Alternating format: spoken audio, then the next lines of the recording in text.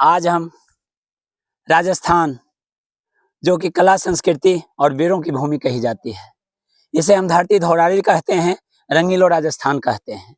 उसी रंगीलो राजस्थान का एक सीकर जिला जो कि शेखावाटी क्षेत्र में आता है और मशहूर है शिक्षा के लिए, मशहूर है कृषि के लिए, मशहूर है सीमा पर सैनिकों की भर्ती के लिए। देश की रक्षा करना, राष्ट्र की रक्षा करना, समाज की रक्षा करना, मानो सीकर ने एक बीड़ा उठा लिया है।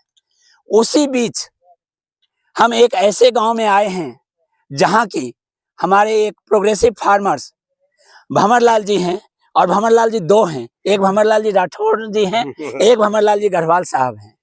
और ये आप देख सकते हैं कि सुंदर सुंदर ये फूलों का नजारा है, जहां पर कि पोली हाउस बनाकर, अलग अलग तरीके का पिट बनाकर, यदि आप देखें तो यहाँ तो गेंदा का एक बगीचा जैसे चादर से बिछ गई हो, आसमान से जैसे फूल की चादर बिछा दी गई हो। इसी तरह इधर अगर देखें तो गुलदाउदी का चादर बिछा दिया गया है। मैं जानना चाहता हूं भंवरलाल जी, ये हम जब देखने आते हैं तो बड़ा आसान लगता है और एकदम मंत्र मुग्ध हो जाते हैं, लेकिन इसके बीच जो पसीना लगता है, जो पसीने बनकर जो ये फूल के रूप में खिलता है, उस पसीने की कहानी क्या है? आपके मन में कब आया कि हम फूल का व्यापार करें, फूलों का ही हम सैर कराएं, लोगों को फूल बांटें, खुशबू बिखेरें? आप कब से इस कार्य में जुटे? हम 2004 से ये फूलों की खेती कर रहे हैं जी। पहले छोटे रूप में की थी जी, अब लार्ज स्केल पे करते हैं। वाह। अभी 3.5 हेक्टेयर के अंदर जी, हमारे यहाँ फूलों की खेती है वाह। और बढ़िया। इसमें पानी भी कम लगता है, ये जो जी, ड्रिप सिंचाई करते हैं हम यहाँ। तो आप फ्लड इरिगेशन नहीं करते, ड्रिप इरिगेशन करते हैं, ताकि कम से कम पानी से पौधे को। बहुत अच्छा, जगह इसमें पानी नहीं बहुत जाता। अच्छा। 75% पानी की बचत होती है। तो कितने इसमें वैसे लोग लग राजस्थान में पानी भी कम है, यहाँ पानी कम है। देखकर हमारे जो आज बजाज फाउंडेशन और विश्व बक केंद्र की तरफ से जो 100 से ज्यादा एनजीओ के लोग आए, वो देखकर ये दंग थे। उनके दिमाग में ये बातें थी कि राजस्थान की मिट्टी उपजाऊ नहीं होती है, बालू वाली होती है, उसमें फूल खिलना आसान नहीं, लेकिन आपने करके दिखाया। कैसे किया, कैसे ये फूल इतना खिल के आता है? बहुत बढ़िया होता है सब यहाँ। क्या मेहनत करते हैं? कब ये सीजन होता है? गोबर की खाद डालते हैं जी, और ये देशी उपचार भी करते हैं, जैसे जीवामृत वगैरह है, केंचुए की खाद है। क्या बात है। हाँ। तो आप देख सकते हैं कि जहां पूरी दुनिया रासायनिक खेती के पीछे पागल है, चाहता है कैसे हम मिट्टी का दोहन कर लें, ज्यादा से ज्यादा हम उपजा लें, उसी बीच हमारे ये फार्मर्स, ये किसान भाई जो हमारे बीच हैं, वो जैविक खेती करते हैं। देसी गाय रखते हैं, गौमूत्र से खाद तैयार करते हैं, गौ की गोबर से तैयार करते हैं, बीजामृत, जीवामृत, ऐसे अनेक तरह का ये शोध करते हैं, जो कि सुभाष पालेकर साहब द्वारा बताया हुआ, जो सुभाष पालेकर कृषि पद्धति है, उससे वो सीखे हैं और ये समय समय पर करते हैं। मुझे जानना है कि कब इसकी बुआई होती है, कब मिट्टी की किराई होती है, जबकि निकाई कुराई ये होती, और कब ये पानी देते हैं और कितने दिनों में फूल ये तैयार हो जाता है? इसकी नर्सरी की जाती है जी, पौधे जी, और 45 दिन की नर्सरी होती है, तब इसको ग्राउंड पे लगाया जाता है। बाद में 1 महीने के अंदर ये फूल देना शुरू फूल हो जाता है। फिर 3 महीने फूल देती है। बहुत अच्छी बात। फिर इसको रोटावेटर से इस जमीन में ही मिला देते हैं, तो ये भी एक ऑर्गेनिक खाद ही बन जाती है इसकी भी। तो आप ये फूल देख सकते हैं कि देवताओं के चरणों में भी चढ़ाया जाता है, देवताओं को माला भी पहनाया जाता है, और कभी जब हम ये शादी विवाह का जो माहौल देखते हैं, कोई भी सामाजिक सरोकार होता है, उत्सव का माहौल होता है, वहाँ फूल की बहुत जरूरत होती है। ये गेंदा और ये गुलदाउदी पढ़ते थे सर जी। तो एक आता था मैथिली शरण जी गुप्त की कविता आती थी कि चाह नहीं मैं सुरवाला के गहनों में गुथा जाऊं। बहुत अच्छा, बहुत अच्छा। नहीं मैं देऊं के सर पर लड्डू भागे पर इठलाऊं, मुझे फेंक देना, मुझे तोड़ लेना बनवा ली, उस पथ पर तुम देना फेंक, जिस पथ पर जाएं शीश चढ़ाने, जिस पथ जाएं वीर अनेक। बहुत बढ़िया, आपने दिल को छू लिया। और मैं केवल इतना कहना चाहता हूँ, आपकी जो सोच है, समाज सेवी तो आप हैं ही हैं, ये शुभ काम में आता है सर, शुभ काम में आता है, पूजन में आता है। इसकी अगर अर्थशास्त्र समझें, कितनी लागत होती है और कितनी आपको बचत हो जाती है, ताकि हमारे भी भाई प्रेरित हों, हमारी बहनें प्रेरित हों और फूलों की खेती ज्यादा से ज्यादा। 1/3 तो लागत आ जाती है, 2 हिस्से बच जाते हैं। 2 हिस्से बच जाते हैं, यानी कि आप कहें तो 40% इसमें बचत होती है और 60% लागत होती है।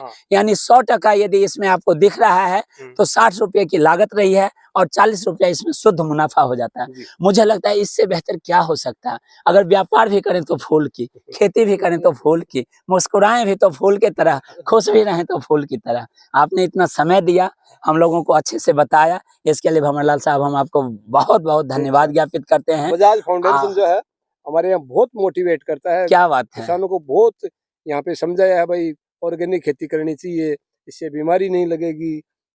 मतलब ये जो आप देख जहर खा सकते रहे हैं, हैं ना, जहर, आप देख सकते हैं, आज 2 चीजें हम सीख सकते हैं। हमारे जितने भी यहाँ सैकड़ों आप सिविल सोसाइटी ऑर्गेनाइजेशंस के भाई बहन आए हैं, 2 बातें सीखने को मिली। पहली बात, यदि आप फूल बन के खुशबू फैला रहे हैं, आपको कहने की जरूरत नहीं है, अपने आप ही खुशबू चारों ओर बिखरती।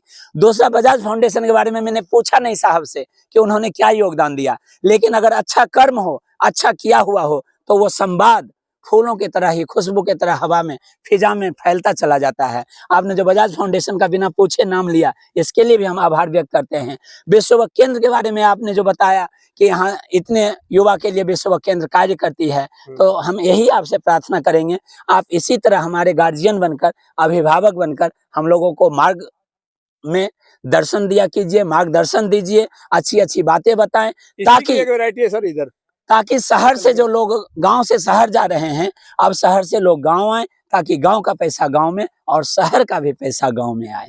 तो ये एक हमारे अपूर्व बजाज जी का एक बहुत बड़ा सपना है कि गांव का पैसा गांव में और शहर का पैसा शहर में हो। तो श्री अपूर्व बजाज जी का जो ये सपना है, हम सभी कार्यकर्ता मिलकर पूरा करने में लगे हुए हैं। इसके लिए भी हम आपको बहुत आभार व्यक्त करते हैं। धन्यवाद। अब हमारे बीच भंवरलाल राठौर साहब हैं, जिन्होंने प्याज की खेती की है, और आप जानते हैं कि बहुत सेंसिटिव होता है प्याज की खेती।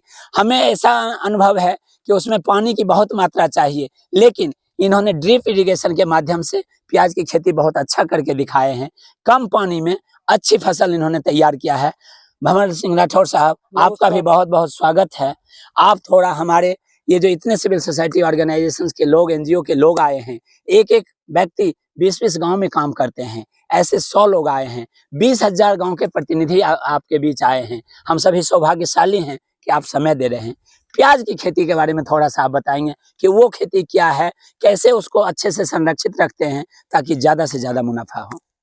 मेरा नाम भंवर सिंह राठौड़ है, गांव तासर है। ये भंवरलाल जी गढ़वाल मेरे मित्र है, धर्म भाई भी है। और ब्याह शादी में हम लोग पगड़ी से बांध के धर्म भाई का जी, होता है वो, जी, तो हम लोग क्या करते हैं कि प्याज का बीज घर पे ही बनाते हैं, बेड बना के ड्रिप पे प्याज का बीज कर लेते हैं, और बीज होने के बाद में 700-800 ग्राम 1 बीघा जमीन में, कच्ची बीघा में हो जाता है। और हम 4 भाई है, चारों संगठित खेती करते हैं। वाह, बहुत अच्छी बात, 40 एकड़ में प्याज करते हैं। बहुत अच्छी बात। 40 एकड़ में प्याज करते हैं। और जी, पशु रखते हैं, भेड़ रखते हैं, बकरी रखते हैं, गाय रखते हैं, भैंस रखते हैं, उनकी खाद उसमें डालते हैं। और सब ट्रैक्टर सब घर के ही हैं। जी, और प्याज हमारे सीकर मंडी में भी जाते हैं, और भी दूर भेज देते हैं। कभी एक्सपोर्ट का काम हो जाता है तो वहाँ भी भेज देते हैं। तो एक बात जो हम शुरुआत से समझना चाहते हैं राठौर साहब, कि देखिए सबको दिमाग में ये है कि प्याज की खेती में पानी बहुत चाहिए होता है, नहीं और राजस्थान में पानी बहुत कम होता है। कैसे आप इसकी भरपाई करते नहीं, हैं? राजस्थान में पानी कम हो गया इधर, जी, लेकिन हम क्या करते हैं कि सिर्फ 1 घंटा पानी चलाते हैं एक लाइन जी, से। जी, एक ही घंटा, जी, सिर्फ 1 ही घंटा पानी चलाते हैं। गीला रहना चाहिए जी। थोड़ा, और 1 ज्यादा की घंटा जरूरत नहीं। चलाते हैं तो ऊपर से थोड़ा थोड़ा इतना एक नमी इंच बनी रहती नमी बनी रहती है। ज्यादा पानी से तो वो खराब हो जाता है प्याज। एक बात का और आप हमें हाँ, बताओ। बताएंगे, हमारे लोग लाभान्वित होंगे। हाँ, किसान 2 समस्या से जूझते हैं। हाँ। पहली समस्या ये है कि मेहनत खूब किया, मशक्कत खूब किया, लागत लगा दिया, उपज नहीं हुई तो बहुत परेशान। दूसरी परेशानी तब आती है जब उपज तो हो जाती है, लेकिन उसका मूल्य अच्छा नहीं मिलता है, भाव अच्छे बाजार में नहीं मिलते। इस दोनों पर आप क्या हम लोगों को संदेश देना चाहेंगे? मैं तो ये संदेश देना चाहता हूँ कि जो प्याज करते हैं तो लोग बाग आज लगाते हैं, उसके 1 महीने पहले लगा देते हैं अच्छा, हम लोग, जी, तो वो जल्दी खुद जाते हैं, उसका थोड़ा भाव आ जाता उसका भाव आ जाता है। अगर यानी अगर कोई फसल अगतिया रहेगा, जितना पहले एडवांस में रहेगा, उसका तो वो मार्केट पकड़ लेगा। मार्केट जी, पकड़ लेगा। बहुत अच्छी बात। और अगर लेट भी हो जाता है जी, तो हम लोग उसको छोटे छोटे कट्टों में भर के और छांव में रख देते हैं। प्रिजर्व करते हैं, स्टोर करते हैं। जहाँ बड़ी खेजड़ी है, बड़ा पेड़ है, अंदर जी, कोई भी अपने पास कोई साधन है, उसमें रख देते हैं, खराब होते नहीं है। और किसान को तो 5 किसान बैठ के तय करना पड़ता है कि हम कैसे खेती क्या करें। बात है, बहुत अच्छी बात। और मैं तो शाम को 1 घंटा, ये भंवर जी मेरे दोस्त है, उनसे मैं बात करता रहता हूँ। सुबह जी 4 बजे भी जी करता हूँ। जी, भाई आते आते कैसा जी खेती कैसी करनी है। जी तो लोग किसान क्या करते हैं कि वो शाम का खूब आपस में थोड़ी बातचीत जी, नहीं करते, इसलिए कैमरा वो फेल देखते हो रहे जाते हैं। जी। इसलिए वो लोग क्या सक्सेस नहीं होते। हम लोग तो 5 किसान, ये भंवर जी और मैं दोनों बातचीत करते रहते हैं।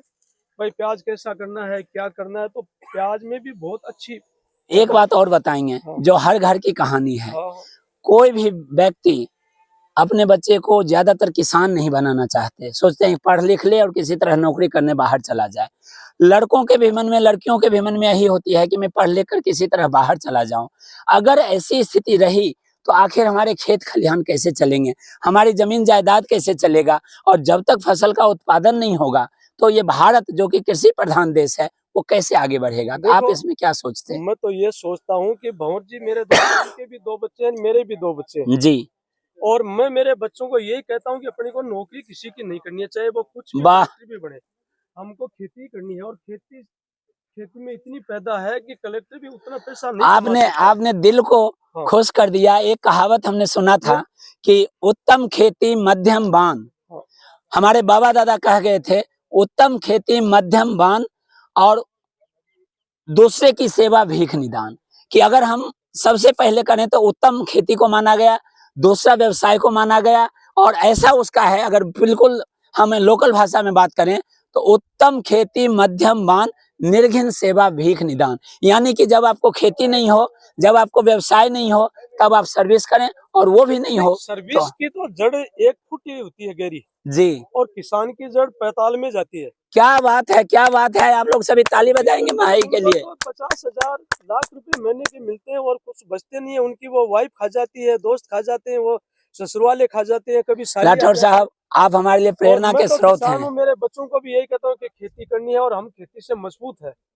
जी, और ये अभी नौकरी हमारे नौकरी भंवरलाल साहब आ रहे हैं। हम आपको धन्यवाद दें, उससे पहले हम कहना चाहेंगे, आइए हम कहना चाहेंगे कि आपके जैसे यदि किसान हैं देश में, तो बहुत ही हम आबाद हैं, बहुत ही हम महफूज हैं, बहुत ही खुश हैं। खेती अच्छे हाथ में है, और खेती की खुशहाली से बढ़कर कोई खुशहाली नहीं।